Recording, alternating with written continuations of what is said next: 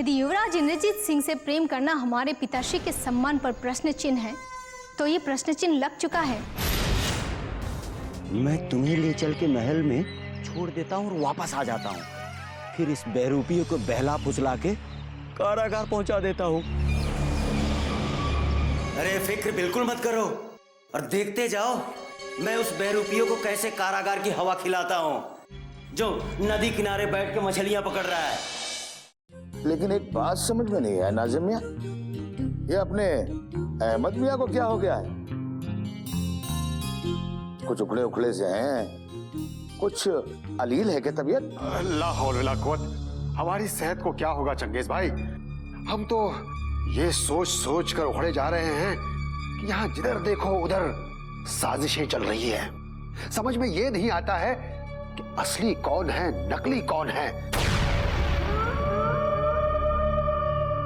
हमें तो कभी कभी खुद पे भी शक होने लगता है, हम असली हैं या नकली हैं।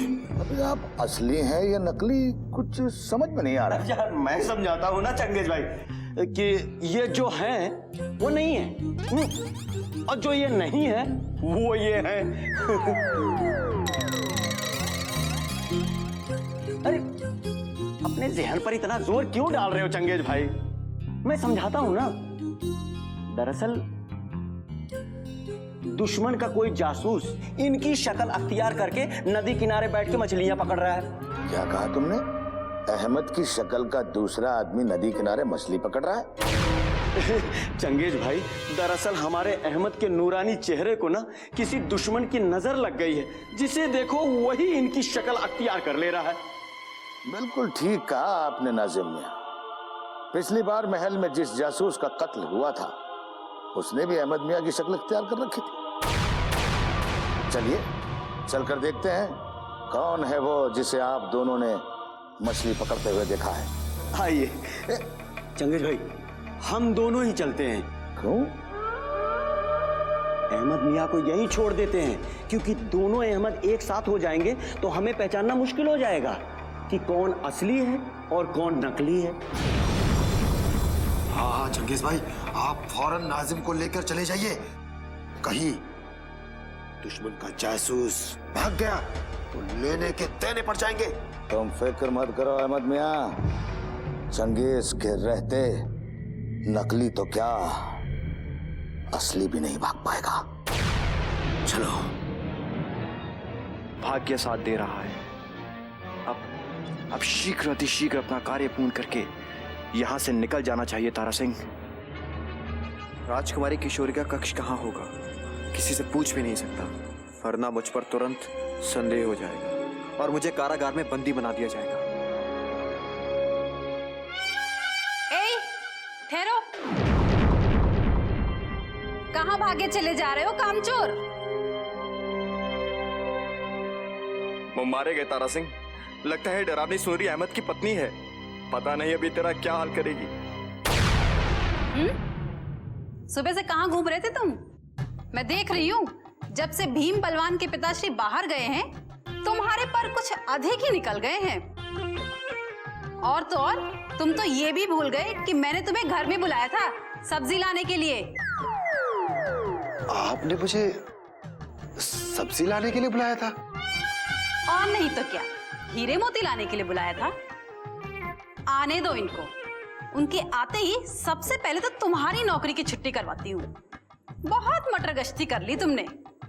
वैसे तुम सुबह से थे कहाँ पे? तुम्हें पता है तुम्हारी वजह से सारा काम पड़ा हुआ है, घर में झाड़ू तक नहीं लगा और कपड़े तो अभी तक मैले पड़े हैं। हे भगवान, ये कोई स्त्री है या स्त्री के वेश में चुड़ैल की आत्मा? और ये भीम व बलवान कौन सी बला है जिनका नाम ले लेकर ये मुझे इतना डरा रही है? अब मूर्खों की तरह खड़े खड़े मेरा मुंह क्या देख रहे हो? ये सुंदर चेहरा क्या पहली बार देख रहे हो जो अपनी मनहूस नजरें गड़ाए हुए हो? अब चलो घर पर चलो, बर्तन करो, कपड़े करो, फिर जाकर सब्जी लेकर आना। अब जल्दी से घर चलो। झाड़ू बर्तन करने के पश्चात सब्जी मंडी के लिए 9-2-11 हो जाना। चलो।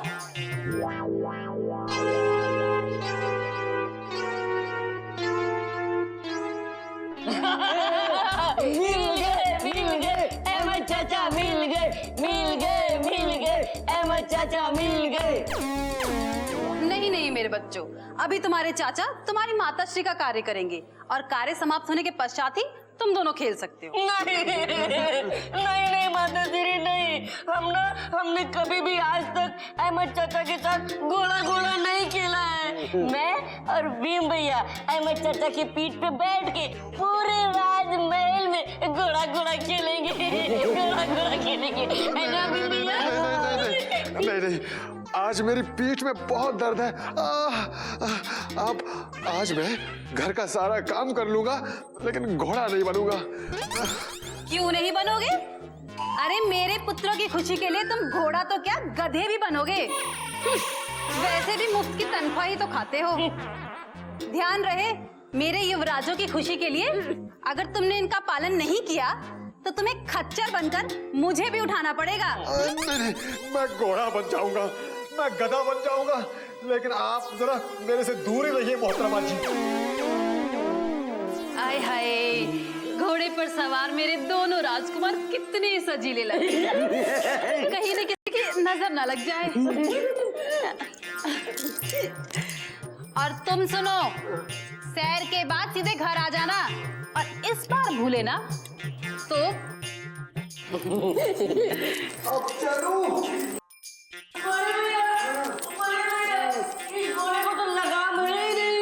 लगाम की क्या हो सकता है बलवान? लगाम समझ के अहमद चाचा के दो कान पकड़ना। चल मेरे घोड़े, टिक टिक टिक, चल मेरे घोड़े, टिक टिक टिक, चल मेरे घोड़े, टिक टिक टिक। सर मुड़ाते ही ओले पड़ गए तारा सिंह। मैं घोड़ा बना हुआ या इन दोनों छोटे यमदूतों को लादे घूम रहा हूँ, और वो वास्तविक अहमद नदी किनारे बैठा आराम से मछलियां गटक रहा होगा।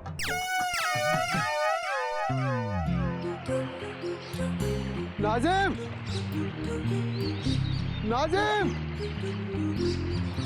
नाजिम। पता नहीं नाजिम कहाँ चला गया अचानक। लगता है मछली पकड़ते पकड़ते किसी बड़ी मछली का शिकार हो गया है। अब शिवगढ़ जाकर इसकी खबर देनी होगी।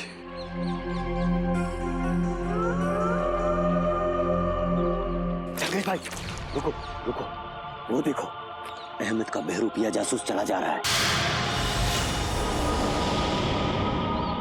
पता नहीं कहाँ चला गया नाजिम। वाह नाजिम वाह, आज तो तुमने कमाल ही कर दिया। तुमने ये साबित कर दिया कि तुम अपने आका से भी ज्यादा समझदार हो। चलो अब उसे चुपके से दबोचते हैं। अगर उसने हम दोनों को एक साथ देख लिया तो भागने की कोशिश करेगा। चलो चलो चलो चलो।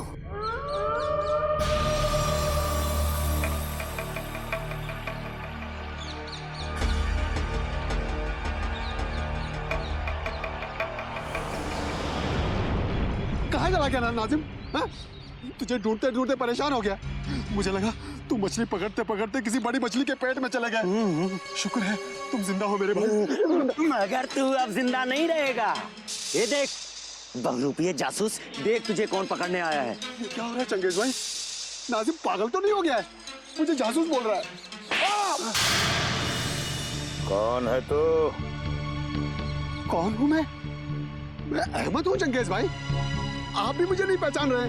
तेरी शक्ल हमारे अहमद से जरूर मिलती है, लेकिन अकल नहीं। अब सच सच बता कि तू कौन है और कहां से आया है। खुदा की कसम चंगेज भाई, मैं शिवगढ़ के महल से आया हूँ और शिवगढ़ के महल में ही वापस जाना चाहता हूँ। शिवगढ़ के महल में? तो हमारा असली अहमद पहले से ही है। तो शिवगढ़ के महल नहीं, शिवगढ़ के कारागार में जाएगा। ऐसा मत कहिए चंगेज भाई। जहाँ तेरी खूब खातिर होगी। ऐसा मत कहिए चंगेज भाई। शिवगढ़ के महल में जरूर मेरा कोई बहरूपिया घुसाया है, उसे कारागार में डालिए, लेकिन मुझ पर रहम कीजिए चंगेज भाई। अभी असली जुल्म हुए कहाँ तुझ पर? शिवगढ़ के कारागार में होंगे। चंगेज भाई, इसे छोड़ना मत, लेके चलो, नहीं तो बहरूपिया भाग जाएगा। मेरी इजाजत के बिना अगर तू हिला, गर्दन काट डालूंगा। मत काटिए चंगेज भाई। गर्दन मत काटिए, आप जिधर कहेंगे मैं वहां चलने के लिए तैयार हूँ। ये आ गया ना असली बातें। चंगेज भाई, इसे लेके चलो और कैद खाने में डाल दो, और महल में ये खबर कर देते हैं कि आखिर हमने वाकई कारनामा क्या किया है। ले चलो।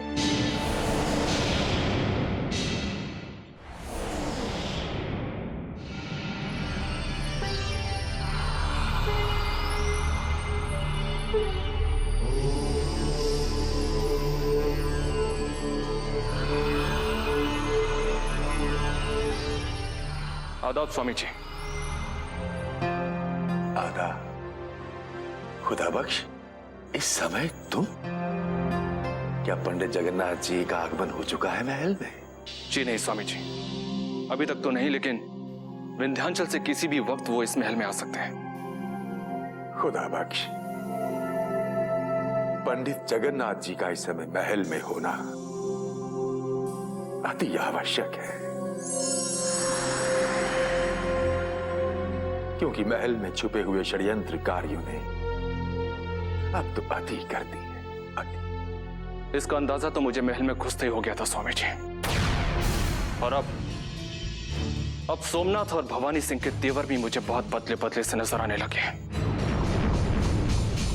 न जाने क्यों सारे के सारे लोग, सारे के सारे महायोद्धा पंडित जी को नीचा दिखाने की फिराक में लगे हैं। महल का कोई भी महायोद्धा ये नहीं चाहता है कि पंडित जी इस महल में रहें।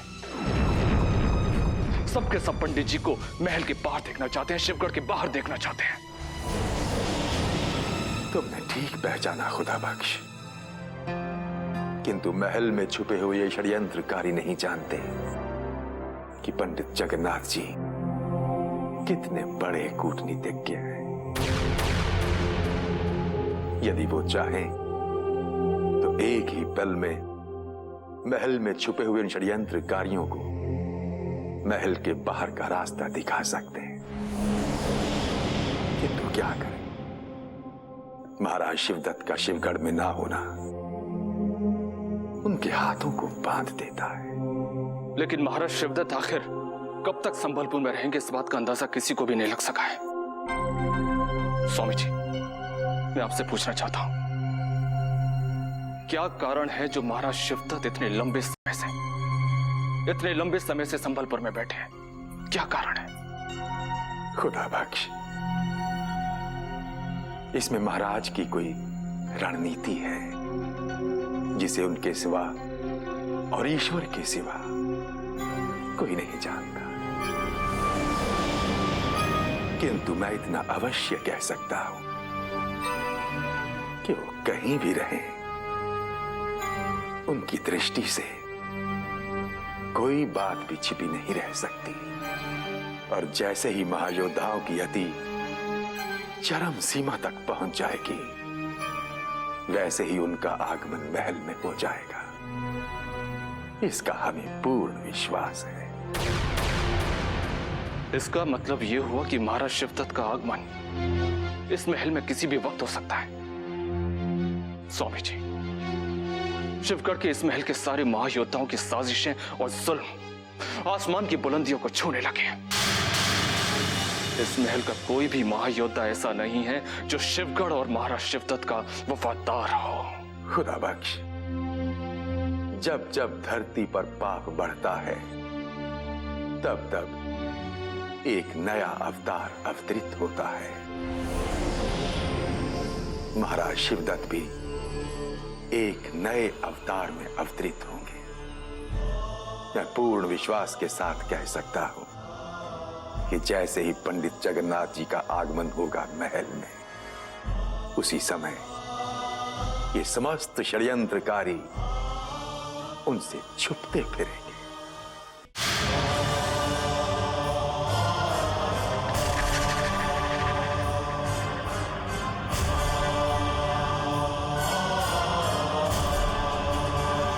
प्रणाम। पंडित जी, आपको अपने सामने देखकर हमें इतनी प्रसन्नता हो रही है कि मानो स्वयं भगवान आसमान से उतरकर हमारे सामने आ गया। हमें अचानक महल में देखकर तुम्हें कितना कष्ट हो रहा है ये हम अच्छी तरह जानते हैं, और अब तुम्हारी जिंदगी में कष्ट के अलावा और कुछ नहीं है भवानी सिंह, क्योंकि अनीति का जो मार्ग तुमने चुना है उस पर दुख के अलावा और कुछ नहीं है। महल में प्रवेश करते ही आप किस सोच में पड़ गए पंडित जी? मैं सोच रहा था कि तुम्हें वाकई हमें देखकर प्रसन्नता हुई है या सिर्फ प्रसन्नता का दिखावा कर रहे हो भवानी सिंह? क्योंकि तुम्हारी शक्ल देखकर तो यही लगता है कि हमें अचानक महल में देखकर तुम्हें कोई प्रसन्नता नहीं हुई, बल्कि बहुत दुख हुआ है। ये आप कैसी बातें कर रहे हैं पंडित जी? भला भी किसी पुत्र को पिता के आगमन पर अप्रसन्नता हो सकती है? अभी तो हम तो आपकी कब से प्रतीक्षा कर रहे थे। हमारा यकीन कीजिए, आपकी अनुपस्थिति में शिवगढ़ के सम्मान को बचाना असंभव हो गया था। और यदि आप आने में और अधिक विलंब करते तो शिवगढ़ के साथ साथ महाराज शिवदत्त की मर्यादा पर भी कलंक लग जाता। हम अच्छी तरह समझ रहे हैं तुम्हारा इशारा किस तरफ है,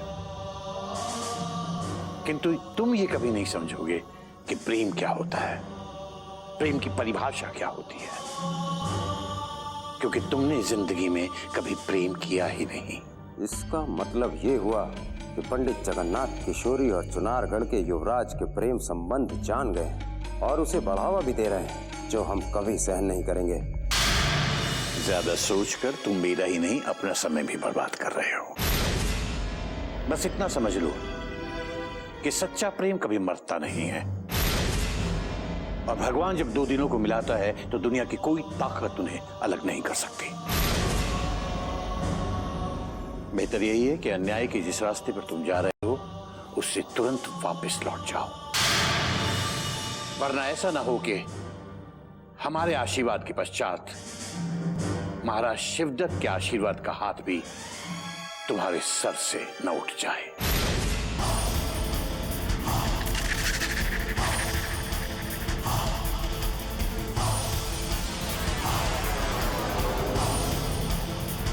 पंडित जी, हमें ना तो कभी आपके आशीर्वाद की आवश्यकता थी और ना ही कभी होगी।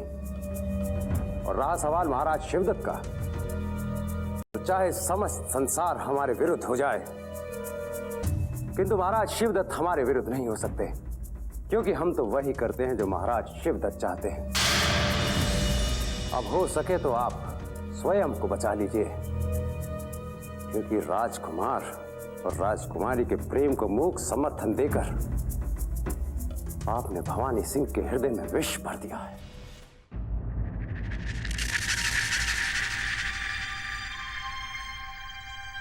आदाब पंडित जी, मैं आपका ही इंतजार कर रहा था। हमारी गैर मौजूदगी में यहां जो जो कुछ हुआ है उसका थोड़ा बहुत अंदाजा है हमें, लेकिन तुम बताओ, हम तुम्हारे मुंह से सुनना चाहते हैं। पंडित जी, आपकी अनुपस्थिति में इस महल में बहुत उलटफेर हो चुके हैं। भवानी सिंह और सोमनाथ दोनों अपनी अपनी मनमानी पर उतर आए।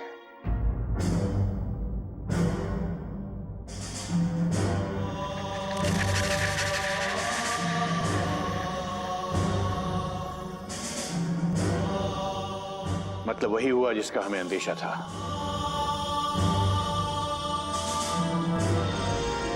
ये दोनों महाराज की गैर मौजूदगी में शिवगढ़ महल पर अपना कब्जा जमाना चाहते हैं।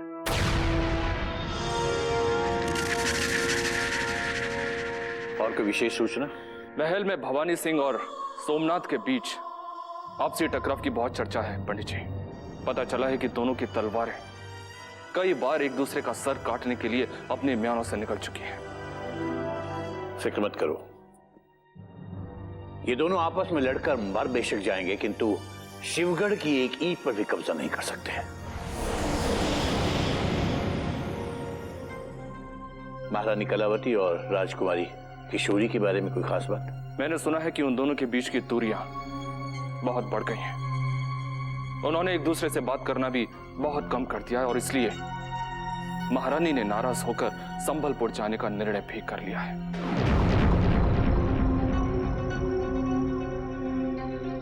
इसका मतलब तो यही हुआ कि महल में हमारा आगमन बिल्कुल सही समय पर हुआ है। यदि महारानी हमसे मिले भी ना संबलपुर चली जाती तो अनर्थ हो जाता। खुदा बख्श, तुम महारानी तक तुरंत ये संदेश पहुंचाओ कि पंडित जगन्नाथ तत्काल उनसे मिलना चाहते हैं। जो आगे पंडित जी। खुदा हाफिज।